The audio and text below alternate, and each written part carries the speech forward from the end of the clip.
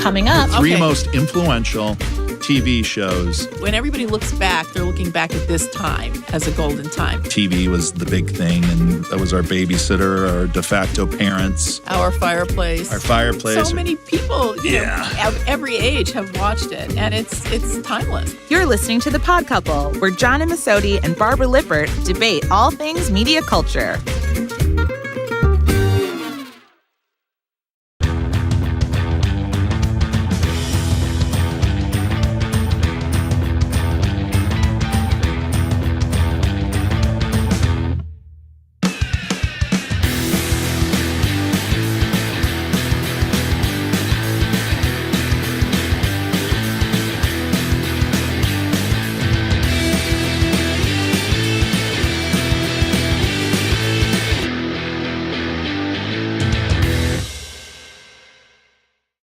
Welcome to another episode of The Pod Couple. I'm John Amisotti. I'm Barbara Lippert. So we're, despite new media, all this stuff, we're probably children of like TV was the big thing, and that was our babysitter, our de facto parents. Our fireplace. Our things that we talked to all the kids at school about.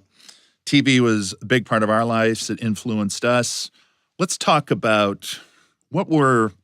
Maybe not just for us personally, but what do you think are, let's narrow it to three. The three most influential TV shows, in your opinion. Well, I'm going to make it personal because if I thought it was for everybody, then I would have to do things like, I don't know. There was so you're Mary not Tyler like me. Moore I assume and if I Dick like Van it, Dyke. everybody does. Oh, no. I'm just the opposite. All but right. for me, I did throw in one of the old ones from the days when, little kids were watching in footy pajamas, The Twilight Zone. That was one of the most influential shows for me because I remember watching, I guess it was reruns as a little kid, but knowing that Rod Serling wrote them and, they always had a twist and they always had weird characters and weird music. And it was the first time I think I realized that someone wrote these shows and could change what happens and is in charge of it. And that was a huge kind of mind blower for me as a real little kid. And I really enjoyed the stories and I really remembered some of the lines like my whole life because it had a big effect. Without The Twilight Zone, we probably don't have Hitchcock Presents. Right. And then... all the stuff that happened in the 80s with, all kinds of things. Yeah. So let's go to your second. Okay, my second, I'm not sure anybody could argue with The Sopranos. I think without The Sopranos, you wouldn't have Breaking Bad or any of these other series where you have a truly ambivalent leading person, a person who is a hero, who is an anti-hero and dark and bad through and through, but still has his redeeming moments. I think part of the brilliance of it was the writing, of course, and the casting, but James Gandolfini. Yeah. Poor guy, may he rest in peace. Right. What a turn of, acting in that. So I would think that it really is the most influential show of all because of all the great other TV that came after it episodically. What would you think? Well, it would be hard for me. That was also one of my picks, The Sopranos. Oh, great. We're together on that. Yeah, and I think it's partially because of everything that it did influence after it. That is a hard one to argue with. It's not only one of my favorite shows, but definitely one of the most influential dramas. And I could go, you could draw a line from that to even things like The Wire, Breaking Bad, Mad Men, for sure. Well, Mad Men was my third one.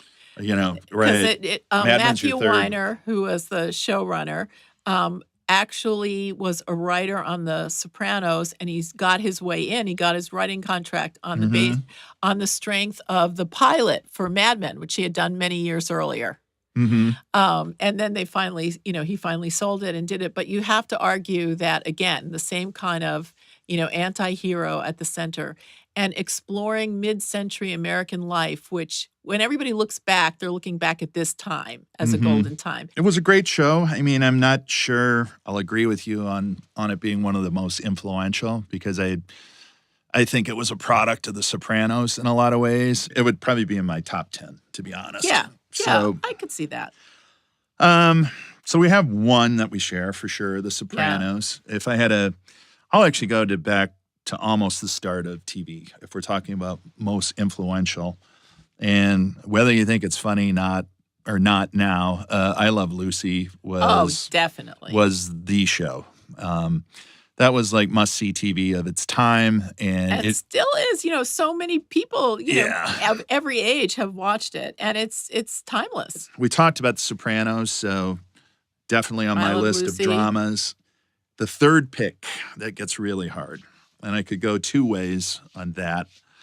If I go historic, we talked about it a little bit, but Star Trek, not even a huge success when it's out in first run, Right. but pretty important show, and really catches on in syndication. Kind Right. of the kind of show you'd watch before dinner. Right. A little ahead of its time when it came out. Very ahead of its time, and really a lot of the you watch it in hindsight, and it was basically making moral calls about what was going on during the day with like silly wars, urban strife and unrest, differences between not necessarily races there, but different kinds of people. Ethnicities, yeah. I said three, but I have a tie for four. Okay. Star Trek tied with a very different type show, Seinfeld. Right. And Seinfeld, to many, myself included, reinvented the sitcom in a lot of ways. It didn't really, it was a show about nothing, as they say. It was kind of an updated I Love Lucy, really, from the male end. Yeah, kind of, except Yeah. none of the characters really worked too hard on being anything but what they were. They Right. weren't really concerned if they were likable or lovable or, Well, it's You know? you can you see the Larry David genius in it because A Curb lot. is arguably one of the great shows. Also, yeah, and Curb Your Enthusiasm. yeah, I mean, and if it had been first, I would say it was influential, but it doesn't exist without Seinfeld.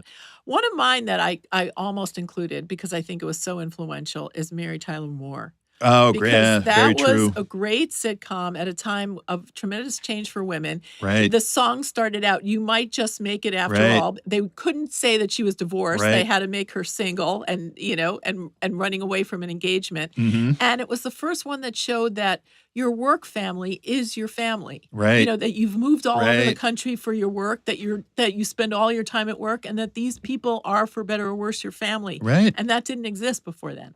The other one that I was thinking of throwing in was the Dick Van Dyke Show, hmm because at that point they really mirrored JFK and Jackie. True. They were that, Oh, it's true. and It's it was true. a show about writing a show, which was also it was a comedy show about writing a comedy show. Right. So that was way ahead. And I guess if you had to we'll mention one we overlooked, but we shouldn't, the Cosby Show in the 80s with the Huxtables.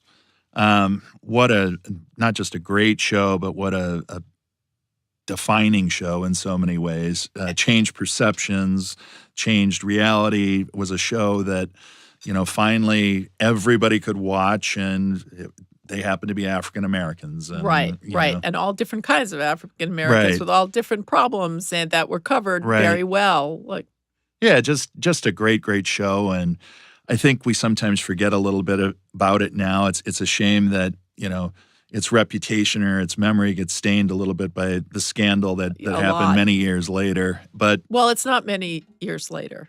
It Well- was happening while he was doing it. no one knew about it until recently. Right. Put It that came way. out. The scandal that came out many years But later. yeah, at any rate, you don't hear as much about the show, and I don't think it's even if it's available in syndication. I don't know where it is. But anyway, well, that's fun. It's always fun to get together and talk TV and the stuff we like, get a little sense of nostalgia. So Yeah, it feels like we could do it forever. I think so. I Yeah. think I'm just going to throw them out there. We're not going to talk about them, but Sex in the City wasn't that influential. Absolutely. And that led to Girls, which is a led to whole Girls. different kettle of fish. Led to the way men realize women talk differently than we think they do, and Right. all these things. But we got to wrap it up someplace. Yeah. So, talking about hot things, what are you liking right now? Well, there's a series on Netflix called Stranger Things. Ah. And lot of I don't talk know, a about lot that of people are saying great things about it.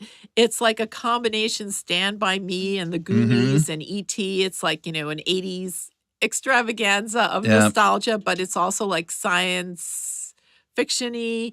And Winona Ryder plays the mom. Yeah, I and love she's Winona great. Ryder. Glad to see her come back. So, yeah, totally. The Duffer Brothers, totally worth checking out on Right. Netflix.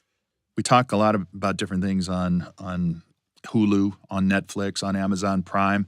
I found a different service that I'm liking a lot, Acorn TV. Acorn's a streaming service that brings you the best of British television. Oh, how great. Yeah, and it's very interesting just to watch a variety of things. British comedies, by and large, have their own voice, a different way of looking at things. A lot sillier, but also a lot, really smart too. Yeah, and their dramas, they have some really great dramas over there. If you binge watch, a season of British television tends to be, 6 episodes, so you can watch, 3 series in relatively quick time. But Downton Abbey came here from there, and there's some really great shows, and particularly as we get into the winter months and you want to watch some kind of damp shows in a cozy environment. Acorn. But at any rate, fun to talk about TV this week and where to find more. Absolutely. And we even kind of agree on some things, so that's good. Yeah, we could watch TV together. Yeah, well, we'll have to put some stuff on the All right, I love roster. it. DVR. Until next time then, good to see you again, and we'll get back together and do this again. Thanks a lot, John. All right, thanks, Barbara. For more Pod Couple, you can subscribe on iTunes. You can find us on YouTube. We're on Twitter at Pod Couple and on Facebook. And we have a website, thepodcouple.com. The Pod Couple is media experts John Amisotti and Barbara Lippert, produced by Eon Content Labs and brought to you by Epsilon. We see what others don't. All comments, discussions, materials, and information provided by participants in the Pod Couple are strictly their own opinion and do not constitute any official position or views of Epsilon. Please refer to our terms of use for more information.